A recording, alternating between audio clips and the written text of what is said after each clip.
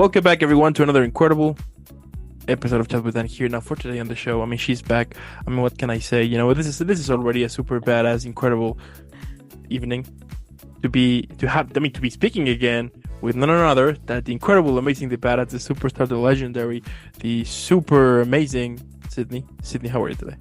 Good. How are you? Thanks for having me back on. Absolutely. What better way to have a kick-ass? Yeah. What better way to have a kick-ass evening to be chatting with someone as badass as you know what I mean? Oh, you're so kind. Well, right back at you. There you go. I love it. Now, before we start, I do want to thank those who are tuning in. If you're new to the channel, well, don't forget to leave a like, subscribe, follow, helps a lot. If you consider to subscribe, that would meant a lot. And also have a lot of incredible content. You can check it out. Also here on YouTube, Spotify, Apple, basically everywhere. And also, in the description, you're going to find all of Sydney's social media. Let's follow her. Let's make her viral. If you haven't figured out why she's super badass, in the description, you're going to find the previous episode, so you can be like, I get it now. And, right. So without further more, let's jump in here. So I want to start this whole conversation by, throwing out the first question, which is, what exciting new projects or something interesting you have been working on since we last spoke? You know what? Honestly, I'm really glad you asked. And to be honest, projects have slowed a little bit, and I'll tell you why.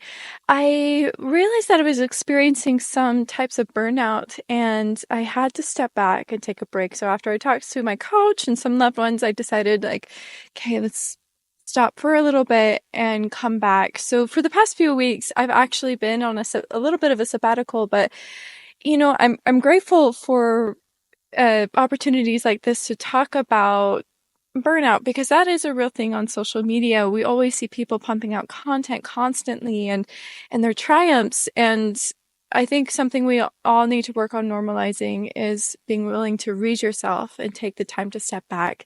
But I am back. I am back in recording now. But that's probably the biggest update. But I'm really proud of myself for being willing to take that step back. Yeah, it's important, right? Whenever you're having like this kind of burnout feeling, to take your time, take your time. But and it's true, it's incredible the amount of people that I'm still wondering how they managed, some people, to keep posting content daily, like non-stopping, like basically like they're having like this machine behind them that there's like putting and putting and putting and putting and putting, and I'm like, how you even do that without even, or maybe it's the image they try to portray, that everything is good, but behind of it, it's kind of a little bit hectic going on. I think that's true. Yeah, I do feel the same. We're like, wow, I can't keep up with these people, and I can't. And I think that's important for all of us to step back and be willing to say, I am human, and step back for a second. Yeah, enjoy the.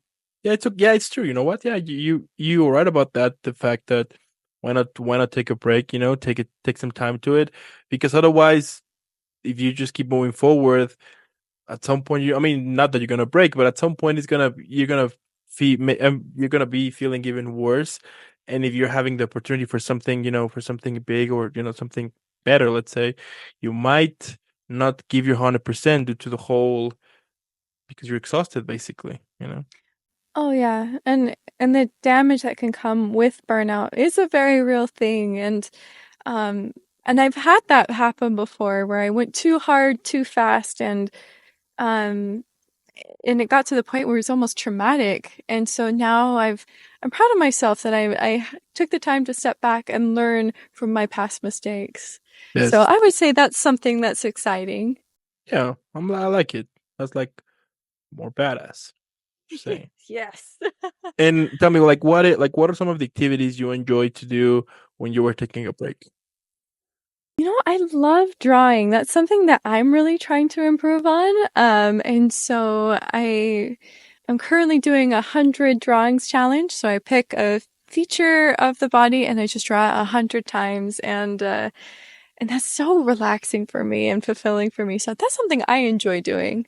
Okay. I like it. Drawing. I haven't. I've tried it once, but you don't want to see my drawings. Oh, I bet it's fantastic. I bet it's great. Yeah, maybe. For some people, maybe, I don't know.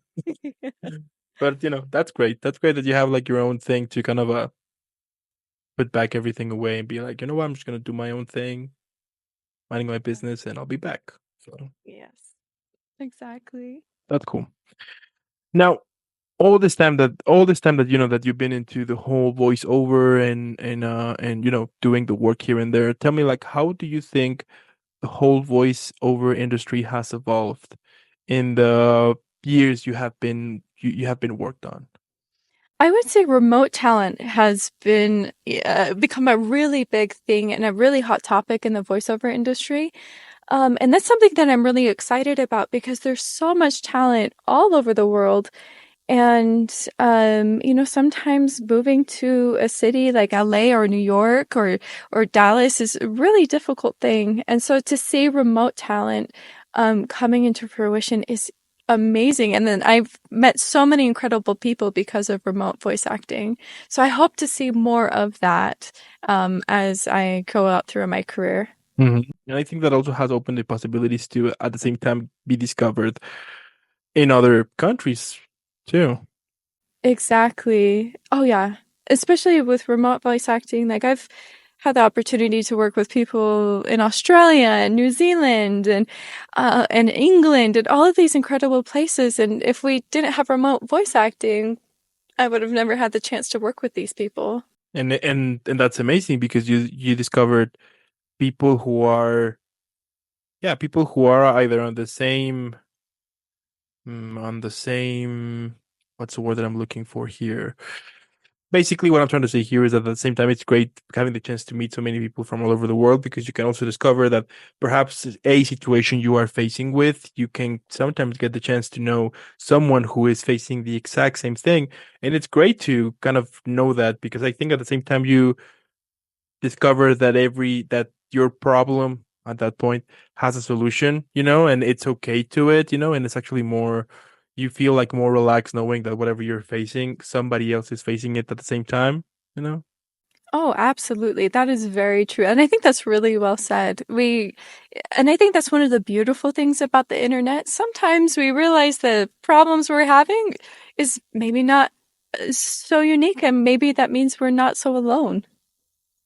Yeah, yeah, that's true. And I think that's amazing. Also, it gives, yeah, at least for some people might show them hope, besides, of course, the internet having a lot of incredible things. Sometimes we'll have a lot of funny and not so funny things. But anyway, but my point here is you get the chance to relate somehow and keep moving forward. So Well said. Well said. I like it. I like it. And has your approach to creating and developing voices change over time, or do you have like a specific pattern that you always follow? It has changed over time. I would say it's changed over time specifically to vocal safety. So I've had the opportunity to work with some coaches, and they pointed out some bad habits that I was demonstrating. I would raise my larynx or lower my larynx or press too hard, or I actually tend to be very breathy when I speak. And so countering those bad habits, to safely speak and to safely create character voices has been substantial. And so I would say that's probably the biggest change I've seen. Okay. Yeah. Do you think perhaps that we should be putting attention more to our voice?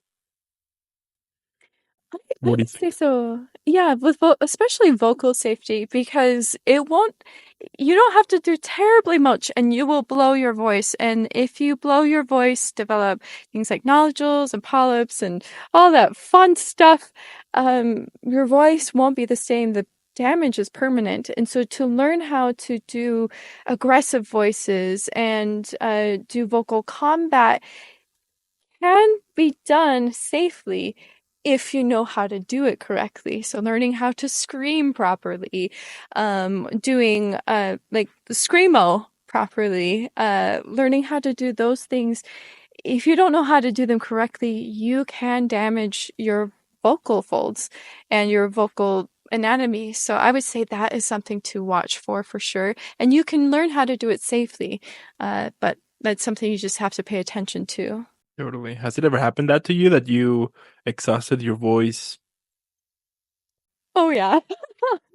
I remembered I did a torture scene once, and it was so much fun because not to experience what the character was going through, but to express myself and push myself as an actor.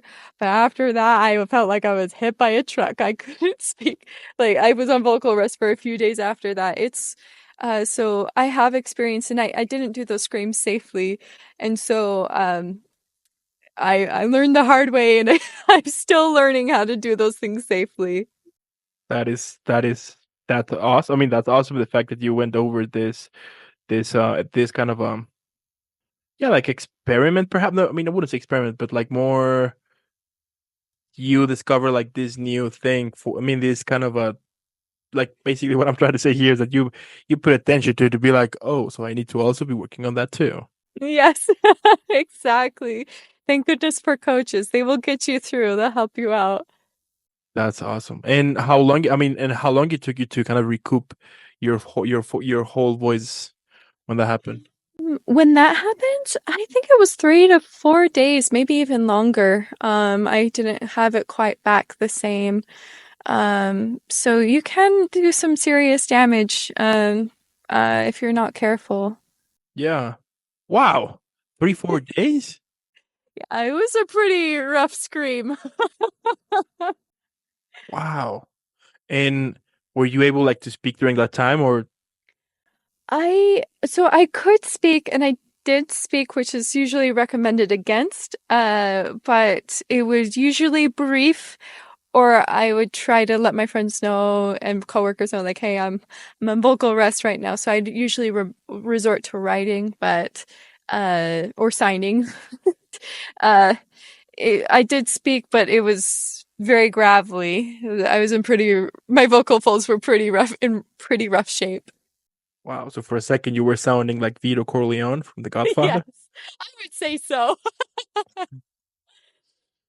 That's badass. That's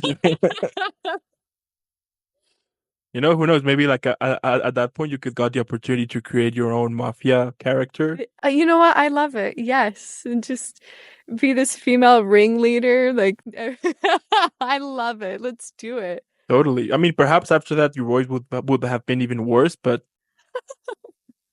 I mean, that's true, but it would be really cool. you know, I remember back when I was a kid, and somehow, you know, you were screaming and everything, and like between my friends, if someone was having like the voice, like you know, like speaking like that, um, because we were kids, we were like having fun with it, you know, and whoever had like that voice, he will be like, you know, like like giving orders, you know, things like that to kind of play, you know, to play like the whole thing. So, but back, I mean, if we were new back then, what will happen? We would be like, no, just don't talk. You know what I mean? Oh, that's fun. I like that more because usually more of my friends and family would be like, "What, Sydney? What'd you say?" So I think being the boss for a day sounds fantastic. That sounds Totally. great. Right. Yeah. Yeah, there you go. And yeah, it's true. I mean, sometimes that, you know, it's interesting how like when you're like your closest friends sometimes will be bullying you more than usual. But I mean, you know that is not in a that I mean that they're not doing it Oh yeah. in a harmful way. But like the other day, I was with some friends of mine, and I was just saying like, you know what, with friends like that, how I mean, why do I need enemies? You know what I mean? Exactly. Exactly. And my friends and family, they're amazing and wonderful people. Whenever they jest, it was always out of just fun and so yeah, I always had a great time with my family and friends. There you go. I like it. And have you picked up any new skills or techniques that have enhanced your performances? You know, I would attribute a lot of it to singing. So a couple years ago, I started singing lessons, and that really forces you to focus on your voice and have more control of your voice for longer stints of time. And learning how to do that and gaining confidence in singing has really helped me with voiceovers because I know my voice better. I know my body better. I know to support before phonating and things like that, and to expand my pitch range safely. And I would say those are some of the skills that I've been really focusing on lately, and it's made dividends of a difference. of these past few years. Mhm. What do you usually sing? Musical theater. Do a lot of musical theater. I like it. Okay. Yeah. And do you like every now and then when you're on your own, you will start singing Oh or yes. Yeah, I always am belting out something and I find it really relaxing and uh I think what was it? Snow White, she had a ride. Whistle while you work. My goodness, if you sing while you work, it goes by. So it's been a big help for me. I like it. That's cool. Okay. Like what would you say is your top five musicals? Top five. Top five. Yeah. So some I love Roger and Hammerstein. Am I? I'm butchering the name. Hammerstein. I can't remember the name. Uh, I love their Cinderella. I do find that I really enjoyed Sweeney Todd more than I thought I would. I really like Death Note. That musical is phenomenal. I go back to that one often. Bonnie and Clyde will always have a special place in my heart. I performed in that one. That was my first musical that I performed in. And then the fifth one, oh my goodness. Um, I would say I think Beauty and the Beast is a beautiful one. There's a local theater that's here, and I got to see their production of Beauty and the Beast, and it was absolutely breathtaking. So that was a very happy memory for me. Hmm. I like it. Okay. So you usually sing it every now and then musicals. That's badass. Oh, I wish I did more. I unfortunately don't have more time to do them, but if I could, I would do way more musicals. I I'm still on the screechy stage with singing, so I'm not quite stage ready, but someday I hope to be. Yeah, of course. I mean, every now and then, I mean, we all have to start somewhere, right? As you were saying. And who knows, maybe at some point if I create this carpool episodes on Chat with Dan, we could be singing. That. Let's do it. I would love to sing with you. There you go. I mean, I mean, just a heads up, I'm not a good singer at all. Oh, But you know what? That's but you part know of what? having fun, right? That's the thing here. I mean, every now and then I will be singing every, just for myself and avoid karaoke at all cost. And yeah, Yeah, but it will but be it's fun. fun. Yeah, it would be way fun. Let's do it. Sounds like a plan. And how have you, you know, back when you started until this point, how have you grown personally and professionally? Ooh, I think gaining self-confidence. When I started my voiceover, I was actually at a really low point in my life. Um, I had I had pursued a career and that just fell all the way through. And after that, I was like, you know what? Why not? And I started pursuing voice acting. And I think having that moment where I was so miserable in that career and taking a chance and having the courage to take that chance really taught me a lot about myself and to have the courage to pursue dreams as we talked about last time. Um, it totally changed my life because I took that chance. So I would say personally, it's changed my life entirely. And back when you started, like, what were some of the challenges that you were facing off? A lot of fear. I was really scared of any cast that I was a part of. I was learning how to operate social media, and I still am. Um, I would also say learning the equipment, learning the sciences behind recording and sound was tricky, and I'm still learning. But I think so. I would say confidence was probably a big one. Just alongside being willing to take that jump. Mhm. But isn't that exciting when when you're having fears on something that on something that you want to do, but like once you're doing it and once you finish, and then you realize like how fast everything went, went in a second, Oh, and you know what I mean? Like it's like it automatically brings you like more confidence to it, and you just basically feel amazing. oh yeah. It reminds me of this quote by I think it was Will Smith. He talked about taking a chance is like going skydiving. You're on the plane, you are scared out of your mind, and then you get to the edge and you have the person behind you kind of push you off or they jump off with you. But when it's so scary to jump, but once you're in the air, it's amazing. Mhm. Have you ever skydived, by the way? I have not. That one I am scared of. Yeah, Have you? I mean, it's definitely on my bucket list for sure. I mean, I have friends who have done that, and they tell me that it's the most amazing, horrific, incredible experience ever. Because like usually what so when they did that, they told me that the guy who was that they were attached to, he was saying like, okay, so we jump on three, right? So he was like one, two, and then he jumped. And then you were like, are you kidding me now? And we will be playing, and like once he opened the parachute, he will be like throwing jokes like, you know what? His parachute is broken, so I might have to, open a new one. So just hang tight. And my friend was like, what are you talking about? Like, you know what I mean? Like, he knows that you because the other guy knows that you're terrified, so he will be like trying to, like to throw some pranks every now and then. But what I'm saying here, but my point here is that I did that definitely. It's on my bucket list. I do think that they're like having the chance, like to actually, like to actually jump and to be like in the middle of, of air just floating, and like, you know what I mean? Like that experience, definitely on my bucket list for sure. Oh, yes, do it. Tell us how it goes. We'll see what happens. Would be interesting. That'd I be so prefer fun. I prefer a lot more doing that.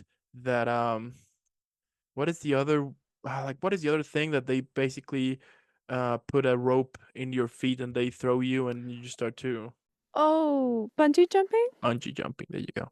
Oh, I don't think I could do that one. Yeah, I couldn't do bungee jumping for sure. No, No. Mm-mm. that's so brave. Yeah, that one no. But skydiving, sure, why not? Yeah, it's worth a shot. At least you're attached to somebody when you're skydiving. Bungee jumping, if the cord snaps, I'm the type of people who thinks like, what if something happens and the rope just broke suddenly? Like what if that day they didn't check the rope? You know what I mean? Like, oh yeah, right. and I would want to die that way. You know what I mean? I mean, you know, It'd be kind of scary. totally, totally. So skydiving sounds fun. We'll see what happens. Maybe at some point. Yes. There you go. And tell me, like, how important is a voiceover community to you, and how do you stay connected with other artists? Oh, I love this question because in the voiceover community, we are kind of a family. In acting, a lot of it's always kind of perceived as a very cutthroat industry. With voice acting, however, in my experience, has not been that way. It's competitive, yes. But is it friendly and welcoming? Absolutely. It's always fun to open my Twitter and I always see these posts like, you can do it. Come on, you got this, or just sending out really positive vibes all of the time. And even in the voiceover industry, people will say, "Hey, you know what? This part's not for me, but let me refer you to another person." That kind of community is so warm and friendly, and I think that's one of my favorite things about the voiceover community. So, and then in regards to how I stay in touch, I do use social medias, and then I use a lot of Discord. But I think the number one way to keep connected with people is to be a genuine friend. Make friends with your cast and cohorts, and that's going to keep you connected forever. I like it. Yeah, at the end, we're all pursuing our dreams. So, what better way to have a Exactly. community to it and support each other? I think that's the best way to it. And I would hope people would be like more into that, and less aggressive in some areas. You know what I mean? So, Oh, yeah. Yeah, it's a beautiful community in it. And that's something that I pride myself in with voiceovers is how kind people are. The worst problem you'll probably get is people will try to be too helpful and overload you with information. So I would say, yeah, it's a wonderful community. and what do you think is one of the biggest misconceptions that people have about voiceover artists? That it's easy. Um, I had this misconception, like, oh yeah, you just get in front of a mic and talk. And then I got in front of a mic and talked. And there's a lot of technique. You're thinking about acting, you've got a director that you're working with, you've got a script, you've got a character you're thinking of, and the motive, and it all kind of boils down. I would say it's not an easy craft. And I think that's a big misconception people have, is that, oh, it's just talking in front of a mic. No, no, there's a lot more to it. Yeah. I mean, yeah, that's true. I mean, like yeah, like in everything, like once you get the chance to put your, yeah, like see a little bit about the process of on in this case voiceover, you realize like how much work it needs to be put. I mean, yeah, you are not gonna be running. It's like doing like some very physicality here and there. But when you have, I mean, I would assume that when you have to play those moments when you're basically standing, I mean, that's even like more challenging to it. So Oh, yeah. Well, and oftentimes in voiceover, you don't have your other co-actor with you. You're acting by yourself or you're with your director helping you, but sometimes you don't even have that. Or you don't even know what the ending scene's gonna look like in the end. And so you have to be so in the moment with your director and the script and the character. You just have to be that character and experience them for that moment, even if you are in a booth. yeah, okay. And what trends do you foresee in the voiceover industry in the in the coming years? Well, I see one exciting thing about the internet is I see that the talent pool is going to only increase. A lot of people are finding voiceovers to be more and more accessible, which is exciting because the talent pool is getting big. One downside with that though, and I'm echoing a friend of mine who's a producer, sometimes though, when that talent pool increases, the quality of quality of talent can vary. And so I encourage anybody who is wanting to start voice acting to get into getting coaching or classes. If you have the money, get a coach. If you don't have the money, there's community classes, there's school classes you can get into, and that's going to give you the cutting edge over this influx of talent that's coming in. So I would say that, and I would also say, sadly, AI is has taken a hit on the voiceover industry, and I think that's may only increase. So it's kind of funny. The talent pool is going to expand, but it's also going to shrink. Mhm. So I think that's what I would predict for the future. Yeah, I mean the whole AI thing is it's wild now, It's so sad. you I know, find it very sad. and basically we're just starting out. Exactly. I hope as things go on though that people will recognize how to use AI, as we spoke before, to work with AI rather have AI than have AI work for you. Um, and maybe people will realize the damage AI can do and the lack of human connection AI sometimes brings. We need that human connection more than a robot. Mm. Um, and I think somebody said that acting is telling telling the truth in a false experience. Um, and I would say that's true. We, as humans, with our art and acting, we tell the human experience, and that's something no robot could ever do. Yeah, that's true. I think a couple of months ago, yeah, a couple of months ago, I was seeing. I mean, maybe I'm butchering the whole story, but I mean, what I kind of remember was that there was this video game company that they use AI to put the voices of the characters, like to say some lines and everything. But actually, like the whole community went through, like, you know what? Mm-mm. And at least to me, I mean, if I'm gonna, I do play video games every now and then. I do want to know that actual people play their voices. Otherwise, you know what I mean? Like the whole dialogue and everything is not gonna hit the same way. You know what I mean? And I do think that that is like the only solution that perhaps we're gonna be able to have. The fact that we want humans, regular people, to play humans. You know what I mean? Like we want that emotion to it. We want those. those mistakes, let's say, or we want those, like the actual real voice to it. Because an AI, at least to me, and at least to me, it doesn't. I don't feel excited about to see a movie or to play a video game or something like that when I know that it was basically 100% made everything by an AI. Because like, where's the point to it? Like, how can I feel related to, or how can I feel excited about something when it's not made by a real person who got the idea to it and went for it? You know what I mean?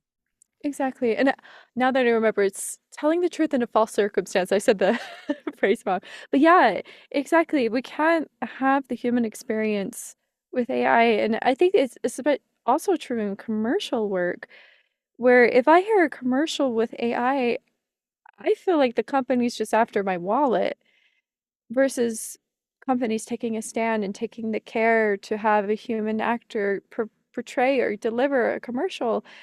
Well, well, you put the time in, well, maybe you really care about your product. And I know understand that businesses are wanting to save a buck, but I think that it's the human connection that AI will never have 100 years down the road. Even when AI is so perfect you can't tell, that's something that is irreplaceable. That's true. I do think, yeah, same thing here.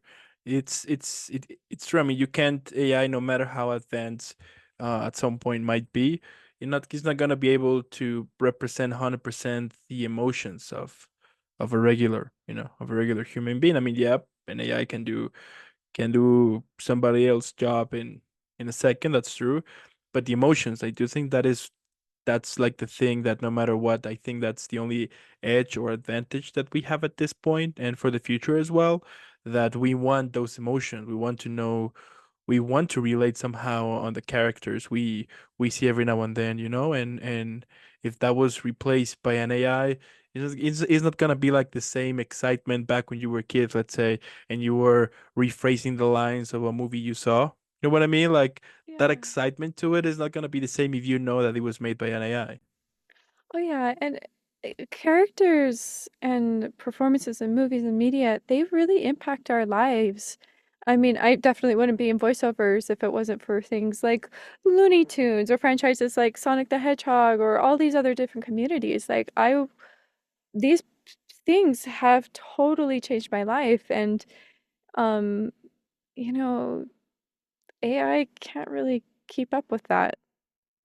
No, it would be amazing if people start to realize that AI should be working with us and not for us. Exactly. You know, because otherwise, yeah, I mean, we saw it a couple of months ago with the whole strike going on. That one of the topics was also the whole AI thing, because might take jobs. We are seeing it now that for some companies they will be putting an AI now when you try to call the customer service or things like that. That everything is now replaced by an AI, and whenever that happens, I mean, you even feel like more angry about the situation because you're like, are you kidding me now? And Yeah. you try desperately to find a human to speak to, and then no matter how hard you try, it's like, no, you can't. You're gonna speak with an AI every now and then, and I mean, it's crazy, and yeah, people. I do think that we should be putting like more limits to it, and where to say, what, this is it. You can't AI can't cross this. It's gonna be working until this, because at the same time, there are some great benefits to it. For example, if they were using it um in hospitals, let's say, right, and you have an AI right next to a doctor, and if a doctor wants to know a specific symptom or a specific way to procedure a surgery or things like that, the NAI is great because it can throw you a result in what, seconds, basically. But Yeah. but to create stuff for us, yeah, no. Oh, I think to speak to that point, I have a friend who's an animator, and a director, and he's extremely talented at what he does. But he pointed out that, like water, for example, in animations, that's not all hand done by an animator. That's in computer animation rather. Um, they use AI to help portray like oceans and waves. And I think in those cases, like what you're saying, you were working with AI to help the animator continue on with their process. I think those things are great. Just the other day, I was working on editing some of my stuff, and I have to use my computer to help process that information. I can't do it all by myself. So there's a lot of great things about AI. So I would be amiss to say there's nothing good about AI. But like you said, when you have AI working for you, not with you, um, that's a totally different story. Mm. Yeah, let's just hope they manage to like to put more restrictions to it, and also the fact I was also checking that that AI can also kind of copy your voice for even like when you're gone. You know, like your voice can be still, you know, that it's possible that your voice can still be heard years after you passed away, which is crazy too, because you know what I mean? Like, um, I mean, maybe I'm just rambling right now, but what I do want is they manage to kind of put a barrier to it, or to put like even like more restrictions to it. So I totally agree with you. Well, I've already heard of scams of like that where they take steal somebody's voice and then they call up a loved one saying, "Oh my gosh, I'm in jail and help me get out." It's really frightening. There's wonderful things about AI. Like maybe we can use AI to clean the ocean or do these wonderful things that's really hard for humans to do versus take away what makes humans human. yeah. Mhm. Yeah, I don't. I mean, I do. I mean, that is one of the topics that I sometimes will put into the whole conversation when I'm, you know, chatting with someone. But because yeah, I mean, I'm kind of a little bit worried, but at the same time excited. So I guess we will have to see, and yeah, see where this is heading. So Yeah, exactly. We can take a stand ourselves on the restrictions we think AI should stop. And but we can also celebrate the good things that come with AI and stand against the bad things. there you go. Uh, Even more badass. yes. And how do you feel your work as a voiceover artist impacts the audience and the stories you help tell? You know, I'll tell you a really meaningful experience that actually just happened to me a few weeks ago. So I was actually at a convention, and one of the cast and crew I was a part of, we were at a table. And there's a character that I play, and she hasn't been released yet. There's only been a couple animations, a couple of voice clips, and her design has been released, but not much more than that. And we had some girls, some teenage girls.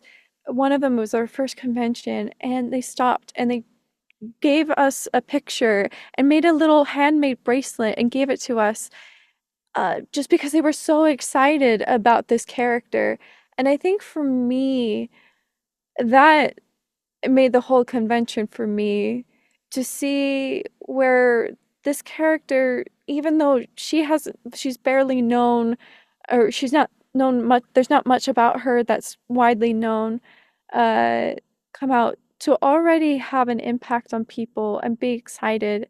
Um, and to see people be inspired to create because of her was so impactful and so humbling for me to experience myself. Because I have been on the flip side where I've seen characters and they still do inspire me, and to see it on the other side was just an amazing, humbling experience. And I would say that one was something that was really impactful for me. Like it. That's pretty cool. Yeah. I'll tell you what, next time we will have to get shirts saying hashtag Team Sydney. Yes. I love it. Let's do it. Sounds like a plan. And what were some of what were some of the characters, or yeah, like what were some of the characters that that you saw back then that they inspired you to become a voiceover artist?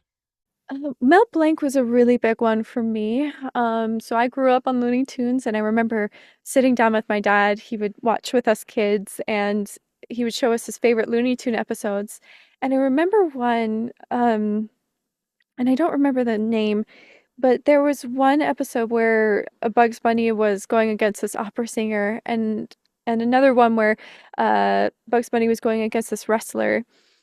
And my dad started talking and said, "Hey, did you know that's the same person voicing them?" And I was like, "No way! How could that be?" And so he explained how voiceovers works, and that's always impacted me um with my voiceover work. So I would say Looney Tunes for me was a big one. The Sonic the Hedgehog franchise, that's a really big one for me. If you follow me, you know I'm a big Sonic fan. But I would say Saturday morning cartoons, things like TMNT, Yu-Gi-Oh, Arthur, those big cartoons that I would watch as a kid with my brothers and bond over with my brothers. All of those I think I would say are huge impacts in my life. There you go. That's epic. I like it. Before we move in, tell me what were your thoughts on the Sonic films? On the Sonic films? I personally enjoy it. I have many friends who are very talented content creators and filmographers and animators, and it wasn't their cup of tea, but I'm easily pleased with Sonic. So I had a fun time. I think they're fun movies, and they're bringing a new generation of people to enjoy those movies. There you go. Epic answer. I love it. Yeah. And are there any voiceover artists or actors who continue to inspire you? Oh, well, Mel Blanc, of course, June Foray, uh, Colleen O'Shaughnessy is a big one for me. She's broken a lot of barriers with her voiceover work. Um, and I would say some local ones, some people that I've worked with, I've had the privilege of working with, Stephen Page, the Sassel Studios crew, they always inspire me.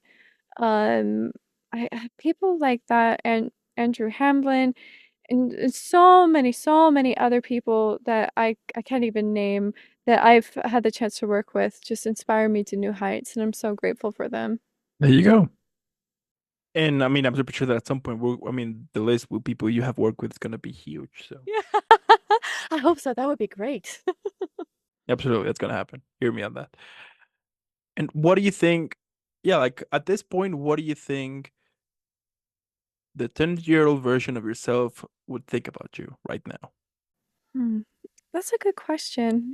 Uh, you know, I think my 10-year-old self would be say, "Hey, why weren't you the world famous ice skater that I thought you would be, or world famous musician I thought you would be?" But I think I would also that's also the magic of maturing is that I'm also learning to give myself grace. So I would hope though that she would be super excited to see that I'm doing voiceovers and working and networking with so many amazing people in my life. So I hope she would be excited to see and learn where I've come and gone and the career choices that I've made. I think she would overall though be pleased. Yeah.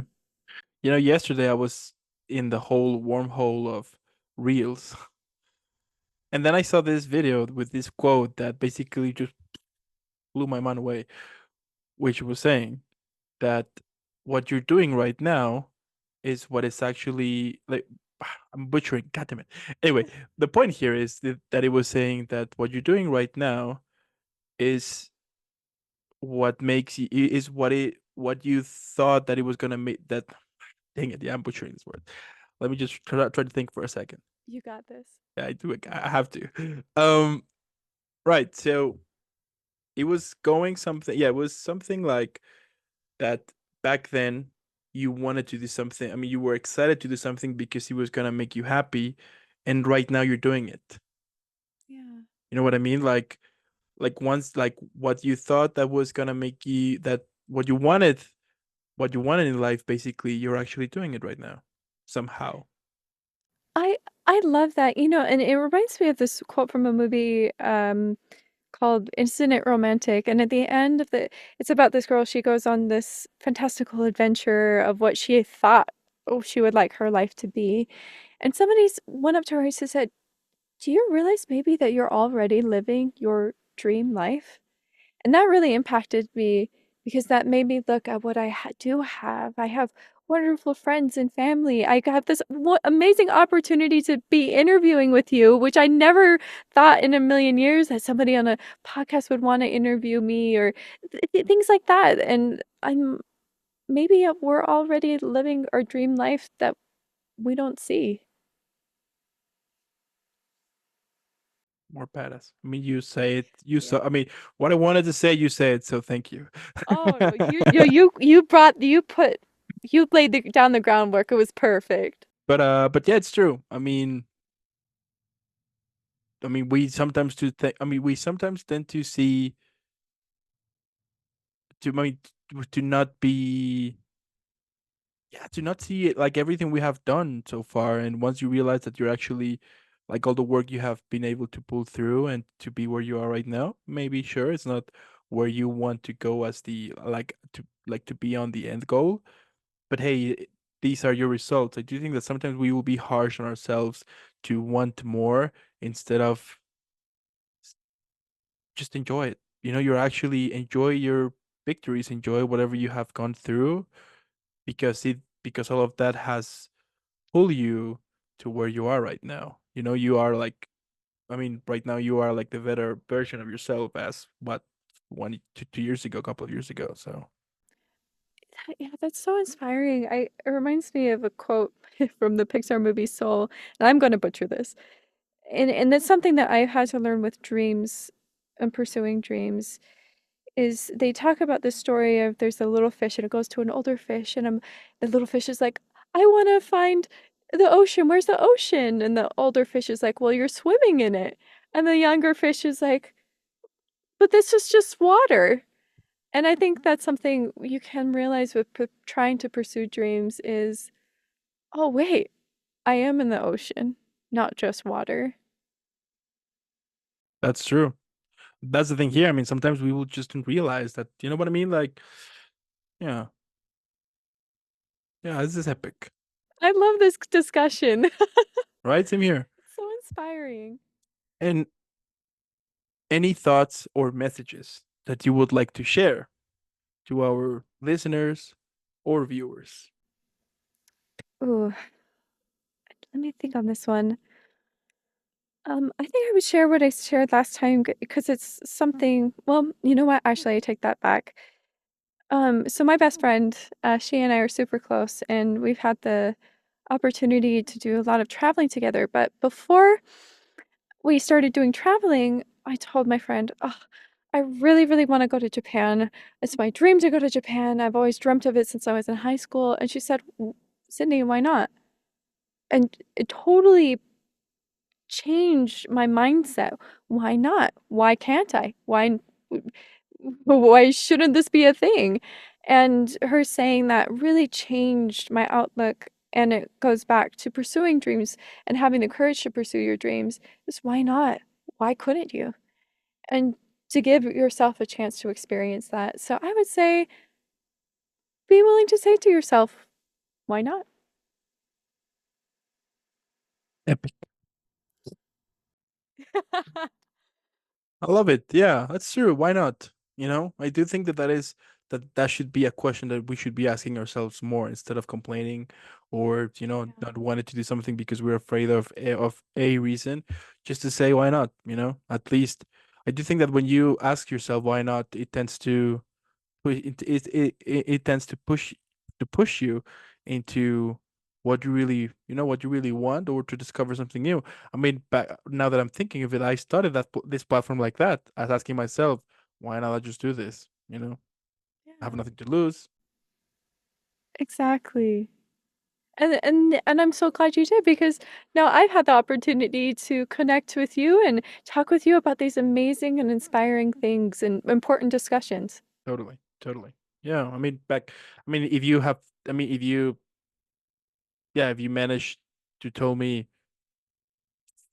4 years ago that I would be doing this now, and that would have been be able to speak with so many people from all over the world, people that I admire too, and all of that, I would have said, "Get out of here! You're crazy." You know what I mean? So it's great, like when you get, as I was saying, when you get the chance to kind of to just to stop for a bit and try to look back of all of the things you have done, and all of the work you have put through, and all of the yeah moments every now and then, but I do think that when you see that, then you're like, holy shit, I'm actually following what makes me happy. I'm actually following something that I believed in, and also to treat yourself with love, but also do everything with love, like when you're about to do something, do it with love. You know what I mean? Like enjoy it, like treat it kindly, go enjoy it basically. So Yes, I had a coach say something just approach everything with a thankful heart and with love. And yeah, wouldn't the world be a better place if we were all more grateful and more loving to each other? oh, that would be amazing. Right? Yeah, that would be amazing for sure. And my last question, so we can all relax. I mean, I think you know this question already, but we'll see. What do you think that could be the best title for this episode? I would say what my friend said. I would say, why not? I'll take it. Sounds interesting. Why not? Why not? Yeah, okay. Sounds like a plan. Let's do it. There you go. And I mean, at the end, what can I say? It's yeah, it's just epic. It's, as I was saying before, like the fact that I get the chance to speak with so many incredible, talented people. It's amazing, but also like what I love the most is that I have met like the right people to it. Not just some random people, but the right people who are pursuing something. Who are showing us that it's possible. Who are giving us, besides giving us epic performances from to our to characters or to present something incredible. I mean, besides all of that, you are also like between the lines. You are showing us that is like all of you guys that's possible, and I think that is super encouraging for everyone who is on the doubts of, or either jump on something new or not, or do like a career jump, like all of that. The fact that we have people like you in this world who are doing it, I think that's inspirational enough for everyone to just go ahead and why not. I'm inspired and so honored to be considered one of those people. So yes, why not? Go pursue your dreams. You never know what happens. There you go. A big way to finish this. And yeah, so thank you so much for making this happen, Sydney. Keep shining out there. Also want to thank those who stayed this whole episode. Make sure to go follow CD like right now. Yeah, keep following her. Let's make it viral. Let's make sure everyone discover this amazing of a badass of a super person that I'm speaking with right now.